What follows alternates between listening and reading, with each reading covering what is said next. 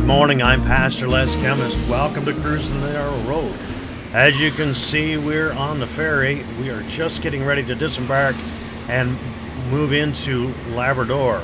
Actually, we're landing in Quebec, at Blanc-Sablon, Quebec, and then we have to travel several kilometers over to the Labrador border, but it's not that far. I'll be honest with you, I was a little bit scared about coming off of this, a little bit nervous. Taking this 90-degree turn with an uphill slope, I was really concerned that I don't hit that wall, and my concerns were valid. I almost clipped it. Target fixation is real, folks. You look at it, you're going to hit it. And I came so close. Well, we landed here in Quebec. This is Blanc-Sablon, and this guy ahead of me is actually a guy from New York State. Traveled with us there across the ferry. We ended up riding with him for a little bit, but he waved me by. Matt and I took off for the Labrador border. As you can see, it's a beautiful day. Just a great day to arrive. There's a bit of wind, but man, it was nothing serious at all.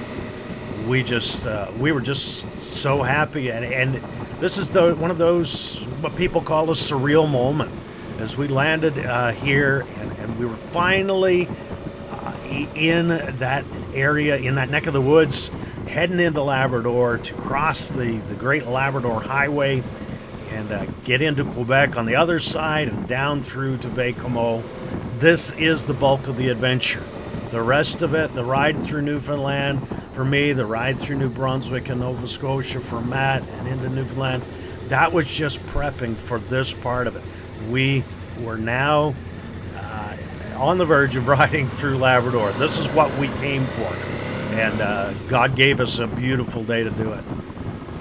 Riding along the coast when you first get there is just amazing. One of the only problems is there's a lot of heavy industrial traffic, a lot of heavy commercial traffic that goes on up through here.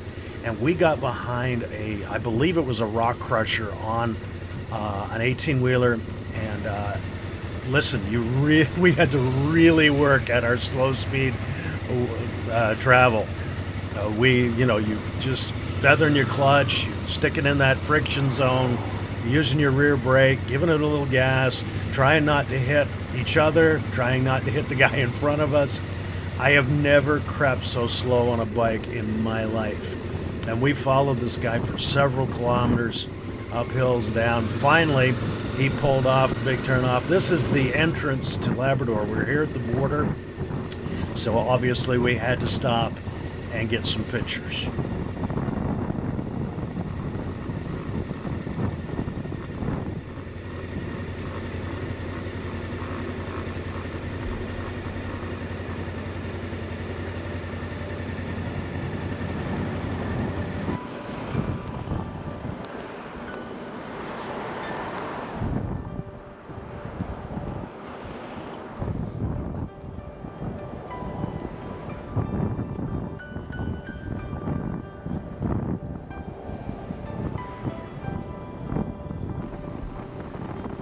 Well, after getting our pictures taken at the entrance to Labrador, at the big sign to the big land, we ventured on up the road. And, it doesn't take long before you start to realize why they call it the big land.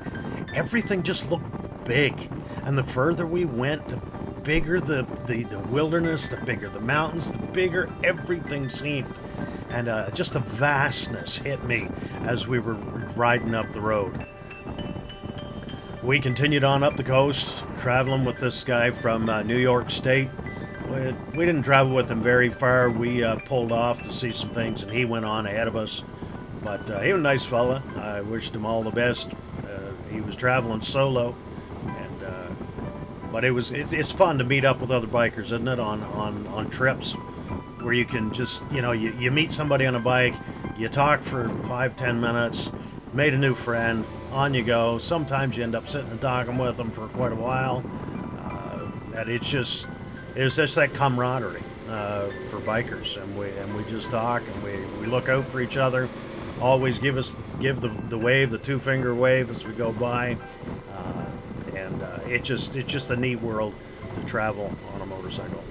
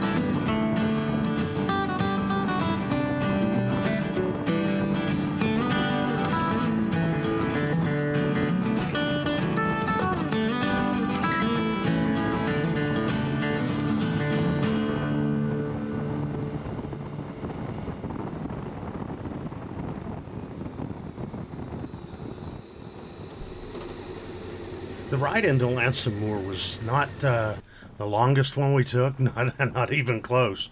It was actually pretty short, probably only 5-7 minutes in and back out again. But what a beautiful spot.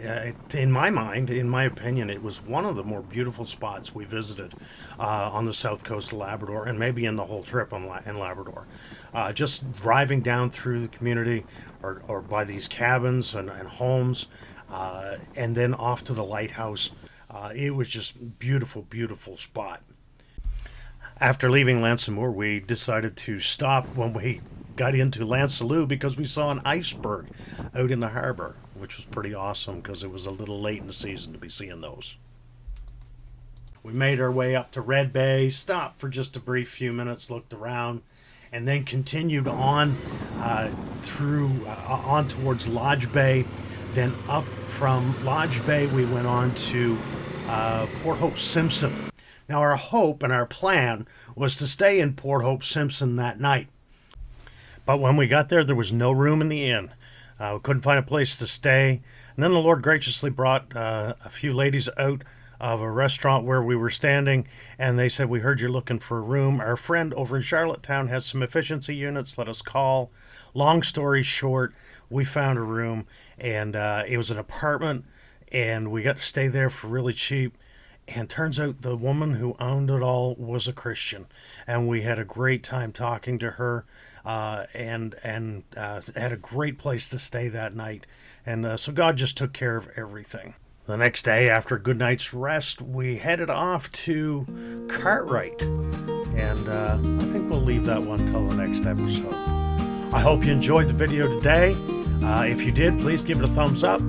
If you haven't subscribed to the channel, please do that. And don't forget to click that little bell icon to get notified whenever any new videos come out. Thanks for joining me today, and God bless you. Have a great day.